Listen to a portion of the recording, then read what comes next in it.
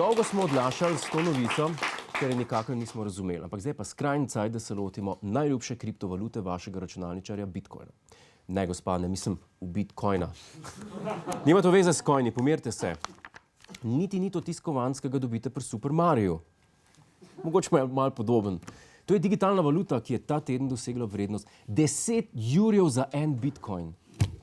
Sem niti malo ne sanjal, o čem govorim, ne? Se ven tudi ne. Dajmo pogledati, kaj to je. Bitcoin je svetovna valuta. Tako kot je zdaj evro ali pa je bil dinar. Le da je virtualen in živi samo na spletu. V bistvu je Bitcoin kot en digitalen denar za monopoli, s katerim lahko kupujete stvari. A pozor, z Bitcoinom ne morete kupiti kave, štruce kruha ali novih hlač.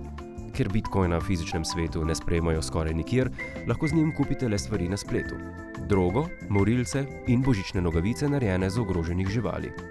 Bitcoin se ustvarja preko tako imenovanega rudarjenja, ki pa ga ne izvajajo otroci v Afriki s krampom, ampak računalniki na Kitajskem, ki računajo neverjetne matematične enačbe.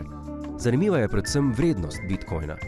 Konec novembra en Bitcoin znaša $10,000, kar pomeni, da je piflar, ki ste se mu lani smejali, zdaj verjetno milijonar. In zakaj je Bitcoin tako priljubljen? Baje zato, ker je ločen od Svetovne banke, Iluminatov pa Franceta Arharja. Edini problem je, da je Bitcoin lihene toliko prijemljiv kot duša od Cerarja. Pa vrednost Bitcoina je odvisna od zaupanja in vere ljudi. Tako kot chemtraili, čakre pa punce od Mahniča. Resno, a je že kdaj dovidel punce od Mahniča? Jasne. Vi, gospa, ste... A zihem, da bi bila Eva Irgl. Dobro, kot rečeno, se to virtualno valuto pridobiva tako, da ful računalnikov laufa in nekaj računa. Hec je v tem, da se zaradi tega rudarjenja na leto porab 30 teravatnih ur elektrike, kar je toliko, kot Slovenija porab v 5000 letih. Tako da, ko vas vnuki čez 60 let vprašajo, zakaj ni več Antarktike, pa zakaj se sončka ne vidi, jim lepo povejte, da zato, ker smo hoteli kupiti ta dobra mamila z Dark Weba. Lejte, jaz vem sam nekaj, če vsi prešaltamo na Bitcoin, bojo filmi o bančnih roparjih totalno bedni. Pa ne vem čisto točen, kako bo to sprejela cerkev. Ministrantov zelo težko v košaro daš Bitcoin.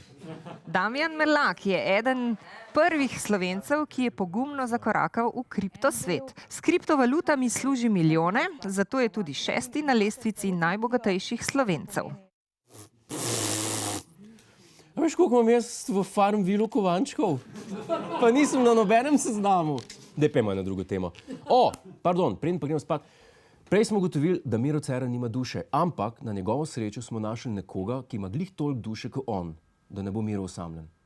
In the time I've spent with humans, I've been learning about this wonderful sentiment called gratitude.